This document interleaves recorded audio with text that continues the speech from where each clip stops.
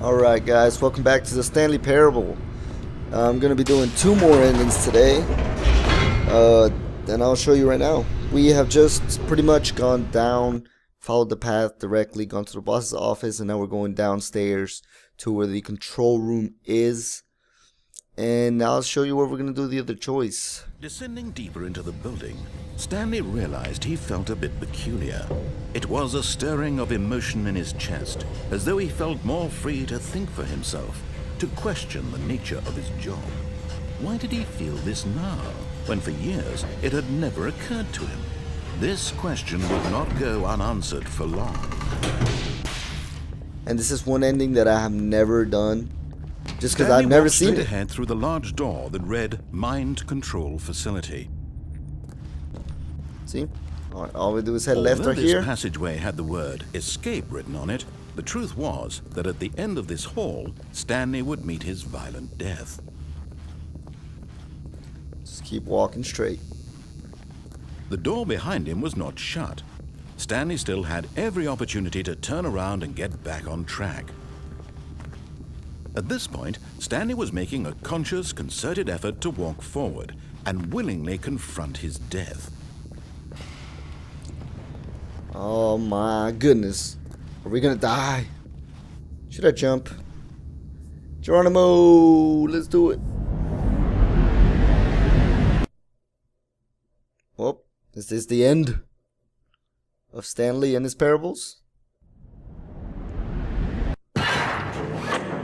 Guess not.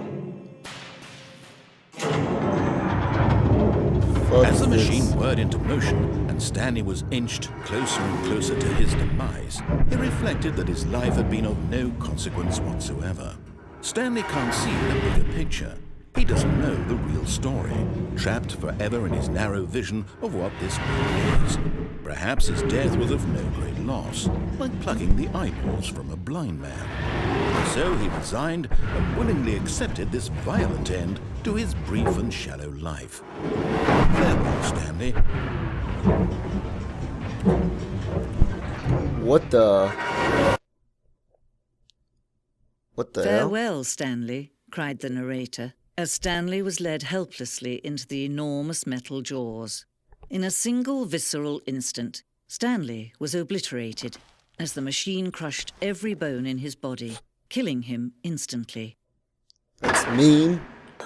Come on, cuh. That's kind of mean. Alright, we should probably go this way, huh? The Stanley Parable. And yet it would be just a few minutes before Stanley would restart the game, back in his office, as alive as ever. What exactly did the narrator think he was going to accomplish? Nothing. When every path you can walk has been created for you long in advance, death becomes meaningless, making life the same. Do you see now? Do you see that Stanley was already dead from the moment he hit start? The 2 doors, huh? It's a little... That's pretty cool. Filing cabinet. So this is like everything like... Wait? This is all the stuff that make up my world, huh? Little prototypes. The doors, the buttons, button sounds. Okay, we got credits over there. What's over here? The office computers. Look at the credits. Alright, left, right. Let's go left. Let's go left for once in our life. The office. What is this? The maintenance room. Prototype. Alright. An early version of the maintenance room. I'm probably not gonna go up. Let's go right. See what's up. On that direction. It's a pretty nice room too. Alright, what's over here? The office. Look at all the progressions of the office. My boss. Okay, what's over here? Huh. Employee lounge. That's the escape thing.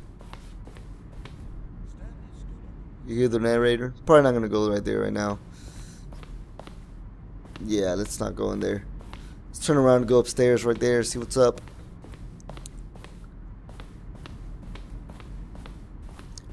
kind of hungry too.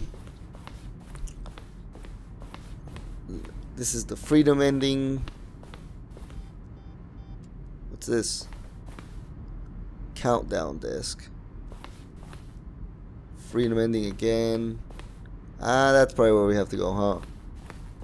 Yep, probably. But let's explore. What's the windows? Oh, look, my offices.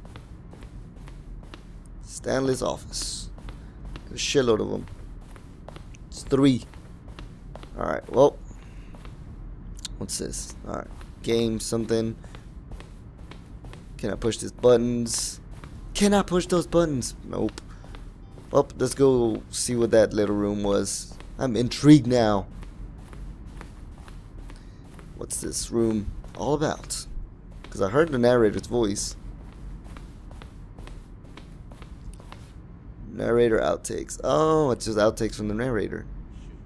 Well, try the other one. Let's see. Stanley walked through the green door.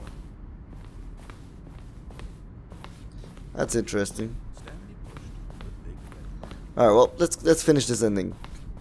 Or at least where I assume it's finishing the ending. To the left, to the left, to the right, to the right. One hop this time. Whoa. Alright, let's go. Oh, look at these two. How they wish to destroy one another. How they wish to control one another. How they both wish to be free. Should I hit this button? Okay. Can you see? Can you see how much they need one another? The fuck No, am I? perhaps not. Sometimes these things cannot be seen. Alrighty. But listen to me. You can still save these two. You can stop the program before they both fail. Push escape and press quit. There's no other way to beat this game.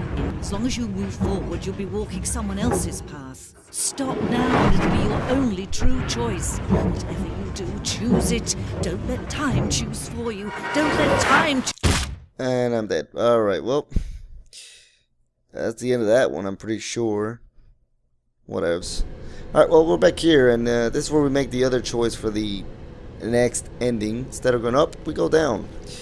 Follow all the way up to where it says go up to the office, but don't go up to the office, go down. Alright, But well. Stanley just couldn't do it. He considered the possibility of facing his boss, admitting he had left his post during work hours. He might be fired for that. And in such a competitive economy, why had he taken that risk? All because he believed everyone had vanished? His boss would think he was crazy. And then something occurred to Stanley. Maybe, he thought to himself, maybe I am crazy. All of my co-workers blinking mysteriously out of existence in a single moment for no reason at all? None of it made any logical sense. And as Stanley pondered this, he began to make other strange observations. For example, why couldn't he see his feet when he looked down? Why did doors close automatically behind him wherever he went? And for that matter, these rooms were starting to look pretty familiar. Were they simply repeating? No, Stanley said to himself, this is all too strange. This can't be real. And at last, he came to the conclusion that had been on the tip of his tongue. He just hadn't found the words for it. I'm dreaming, he yelled. This is all a dream. Oh, what a relief Stanley felt to have finally found an answer, an explanation. His co-workers weren't actually gone. He wasn't going to lose his job. He wasn't crazy after all. And he thought to himself, I suppose I'll wake up soon. I'll have to go back to my boring real-life job pushing buttons. I may as well enjoy this while I'm still lucid. So, he imagined himself flying and began to gently float above the ground. Then he imagined himself soaring through space on a magical starfield, and it too appeared. It was so much fun, and Stanley marveled that he had still not woken up. How was he remaining so lucid? And then perhaps the strangest question of them all entered Stanley's head. One he was amazed he hadn't asked himself sooner.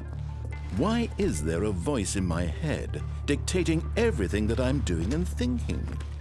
Now the voice was describing itself being considered by Stanley, who found it particularly strange. I'm dreaming about a voice describing me, thinking about how it's describing my thoughts, he thought. And while he thought it all very odd and wondered if this voice spoke to all people in their dreams, the truth was that, of course, this was not a dream. How could it be? Was Stanley simply deceiving himself, believing that if he's asleep, he doesn't have to take responsibility for himself? Stanley is as awake right now as he's ever been in his life. Now, hearing the voice speak these words was quite a shock to Stanley. After all, he knew for certain, beyond a doubt, that this was in fact a dream. Did the voice not see him float and make the magical stars just a moment ago? How else would the voice explain all that? This voice was a part of himself too. Surely, if he could just... He would prove it. He would prove that he was in control, that this was a dream. So he closed his eyes gently, and he invited himself to wake up. He felt the cool weight of the blanket on his skin, the press of the mattress on his back, the fresh air of a world outside this one. Let me wake up, he thought to himself. I'm through with this dream. I wish it to be over. Let me go back to my job. Let me continue pushing the buttons.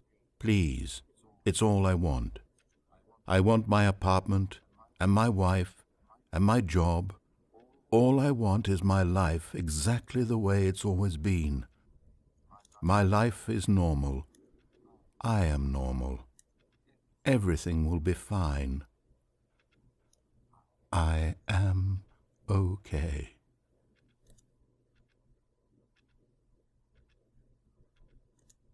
Wow. Well, Stanley began screaming. Please, someone, wake me up. My name is Stanley. I have a boss. I have an office. I am real. Please, just someone tell me I am real. I must be real. I must be. Can anyone hear my voice? Who am I? Who am I? And everything went black. oh, wow. I'm dead or something? This is the story of a woman named Mariella. Mariella woke up on a day like any other. She arose, got dressed, gathered her belongings, and walked to her place of work. But on this particular day, her walk was interrupted by the body of a man who had stumbled through town talking and screaming to himself, and then collapsed dead on the sidewalk. And although she would soon turn to go call for an ambulance, for just a few brief moments she considered the strange man. He was obviously crazy. This much she knew. Everyone knows what crazy people look like. And in that moment, she thought to herself how lucky she was to be normal. I am sane. I am in control of my mind. I know what is real and what isn't. It was comforting to think this, and in a certain way, seeing this man made her feel better. But then she remembered the meeting she had scheduled for that day. The very important people whose impressions of her would affect her career, and by extension, the rest of her life. She had no time for this, so it was only a moment that she stood there, staring down at the body. And then she turned and ran. Alright, those were the two endings of the Stanley Parable. The two other ones. Well, I really like this last ending. It's one of my favorites, actually. But next time we come back, we will do two more endings. So stay tuned, guys. See you on the next time.